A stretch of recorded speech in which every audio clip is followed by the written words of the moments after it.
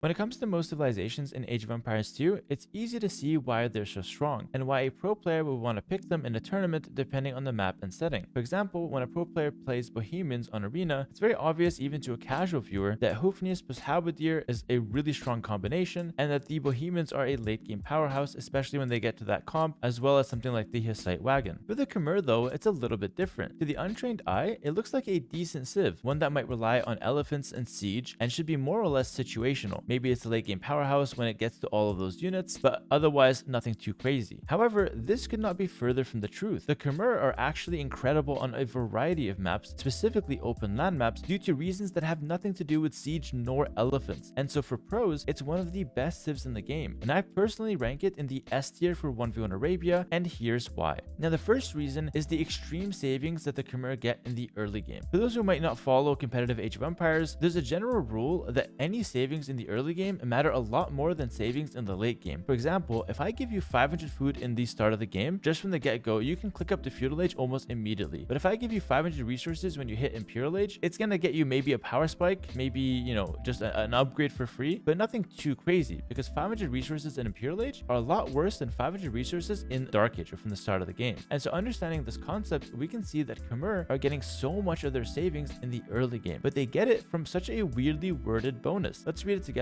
No buildings required to advance to the next age or to unlock other buildings. Sounds interesting. Sounds like it could help me in certain cases. No, this actually helps you every single game, and it helps you from the start of the game, specifically for the barracks. Now, most early rush strategies in Age of Empires 2 revolve around a stable or a range. Stable to make cavalry, and range to make archer units. It goes without saying. However, to unlock those buildings, you need to make a barracks, at least for all other 49 civs in the game. For the Khmer, you don't need to make the barracks, and you get direct access to the range and the stable. And before you go down to the comments and talk about the Sicilian donjon also being excluded from this rule, yes, I see you, but we're talking about the Khmer. Fine, 48 other civs need the barracks. Back to the Khmer. This skipping of the barracks is huge because you're saving not just the 175 wood, but you're also saving the build time that requires a villager to build the barracks. So now you can actually just chill all of Dark Age, and then come Feudal Age, you can slam down a stable or a range depending on the situation, and you can execute an early rush without needing to ever consider a barracks. Obviously, this comes with a bit of a downside. You not making the barracks is a nice saving, but you don't have access to spearmen or the militia line, and so it could make you a little bit more predictable, or it could take away some kind of defensive option in certain situations. But overall, I would say it's a net positive, and it leads to incredible early game savings at 175 wood as soon as you hit Feudal Age, plus build time. Never forget the build time. But that's not the only thing that the Khmer have. On top of that, their farms don't require mills or town centers to drop off food. Another weirdly worded bonus. What does this actually mean? This means that the farms directly drop the food into your stockpile. They don't have to wait till they get to 10 food like a generic civilization. So they just get the one food right away, and it goes straight to your stockpile. So when you have one farmer, this is pretty underwhelming. But if you get up to like 10 farmers, this is very, very nice. If you get up to 100 farmers, it's borderline insane. And your food count is flying. It just keeps going up and up and up, and you never run out of food. However, in the early game, you're not going to have 100 farms. You're going to have something like 4 to maybe 16. You kind of build your way up as you go through Feudal Age. But even on these small numbers, the Khmer farms are,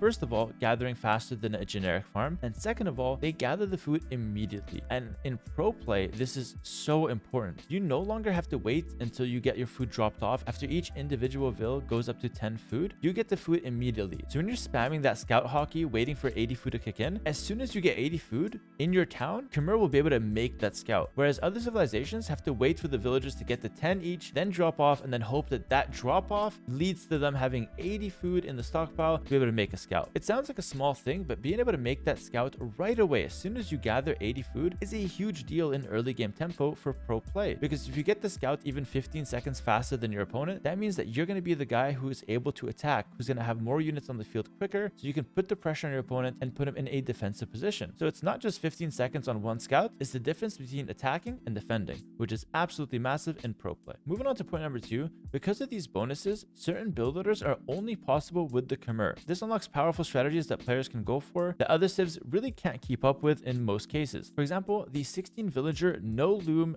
fast feudal scout rush that the Khmer can do without making a single mill or lumber camp in Dark Age. Nothing. You just put everything to food, get in as much hunt as possible, get to 500 food, click up, and then you're free to do whatever you want, and you have the fastest feudal age possible that only maybe one or two other civs can keep up, like the Mongols and maybe the Georgians. The Khmer are kind of in a league of their own with those other couple civs as far as upping fast to the feudal age. But what I love specifically about the Khmer compared to those other civilizations is that the Khmer have a follow-up because of how good their farms are. So they go up really fast, but their economy is still really good behind that fast uptime, something other civilizations really struggle to deal with. But if you don't want a fast feudal and instead you want to try your luck at a fast castle, Khmer have one of the craziest fast castles in the game because you don't need any other buildings. So of course you're going to make a lumber camp and a mill this time because you want to take, berries, you want to take wood, of course. You can't just go everything on food. So you will make those buildings, but you don't need market, you don't need a blacksmith, you don't need a barracks. So you can just go up really fast to the castle age. You don't even need to wait to make the blacksmith and market. You get the feudal age. Other civs need to wait. They make 2 villagers, make the market blacksmith. Khmer can just immediately click the castle age as soon as they hit feudal age, which leads to something like 13 minutes, 1330 fast castles. And okay, you're not going to afford too much when you get a 13-minute fast castle. Actually, the Khmer can. They can afford knights and scorpions. They can afford blacksmith upgrades. They can afford it all because their economy is just that good when it comes to these early game builders. And so I'm not going to lie to you guys and say that these builds and these strategies are easy to do, but let's be honest, these are pro players we're talking about, and pro players will be able to do these builds and execute them to a very high level. And don't be sad, because if you subscribe to my Patreon, you will be able to as well. I have made both of these builders in color-coded PDFs, so you can go for a fast feudal or a fast castle with the Khmer like a pro player, and it's easy as just following that color-coded PDF and watching the video tutorial that I have on Patreon. Link in the description. What are you waiting for? The tournaments are waiting for your Khmer. Get in there now and make history today. Advertisement aside, shameless, I know, but I have to mention it. These builds are not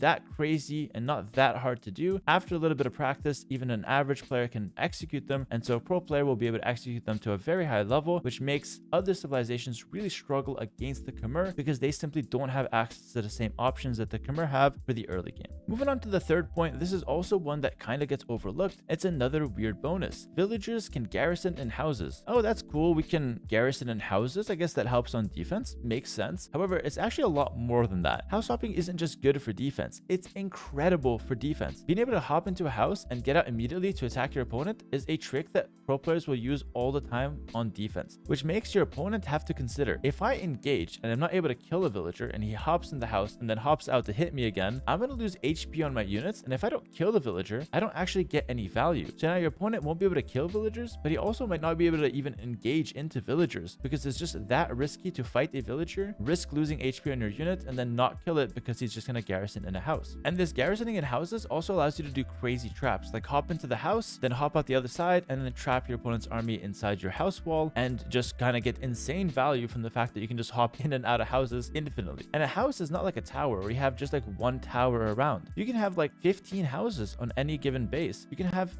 3-4 houses on your woodline in early game, and it's not that much of an investment. In fact, you need to make the houses anyways, and so the Khmer can defend themselves with little to no walls and be incredibly safe, not just to the point where their opponents can't engage and kill their villagers, but their opponents are actually scared to fight into these houses because they risk losing HP for very little reward in exchange. The Khmer defense is so solid because of this house hopping, which is another thing that might just escape a casual player that's playing it for the first time. And the fourth and final point that I want to mention for the Khmer is that their scorpion defense is incredibly hard to break as well. They have a lot of good units that they can go for. They have like really good tech tree for early game, but the scorpion is specifically the unit that, in my opinion, carries the Khmer defense and brings it to the next level. The house hopping helps a lot in feudal age for the most part, but when it comes to castle age, the units are a bit too strong for houses alone to be enough to defend your villagers, and so therefore you have to rely on other stuff. And when it comes to the Khmer, the scorpion is incredible. The 8 range scorpion outranges pretty much every other range unit in the game. So it's not just a +1 range that we're looking at, it's +1 range more than all of your opponent's units. For example, a crossbow and skirmisher, 7 range each when you get bodkin arrow. Mangonel, 7 range. Cavalry archer, 6 range. So the scorpion, generically, 7 range, can deal with these these units, but there's counterplay. But for the Khmer Scorpions, you have 8 range, so these other units can't really attack you before you can attack them. So on defense, this means that your opponent walks into you, you get 1-2 hits before he even realizes you're there, and then he has to either close the gap to engage you or run away and let you get maybe 1 or 2 shots as he does so. And if he's not able to engage, close the gap, and clear your Scorpions, you're gonna get infinite value just hitting him from range, forcing him back, and then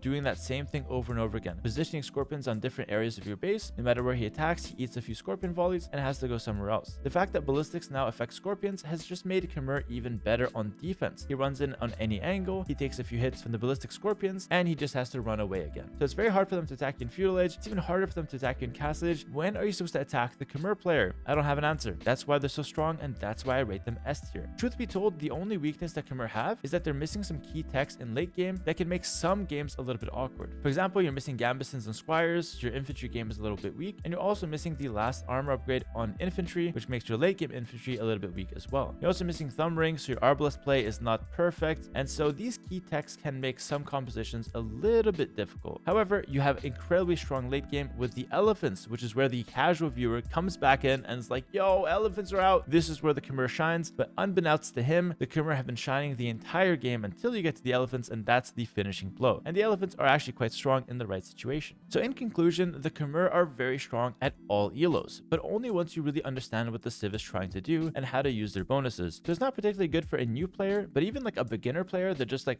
puts in a few hours understanding the Civ, plays a few games, will be very, very strong with the civilization, assuming they're using the bonuses correctly. Once again, I highly recommend you check out the Patreon for all the exclusive guides and content, specifically these 2 Khmer build loaders that are absolutely top tier and so much fun to play with, as well as being just straight up powerful for the 1v1 ranked grind. Link to the Patreon in the description below. It's also a really good way to support my work and support these videos if you guys do enjoy them. And as always, if you guys did enjoy the video, like, comment, subscribe, and let me know if you guys like the Khmer in the comments below. See you in the next one. Take care and peace.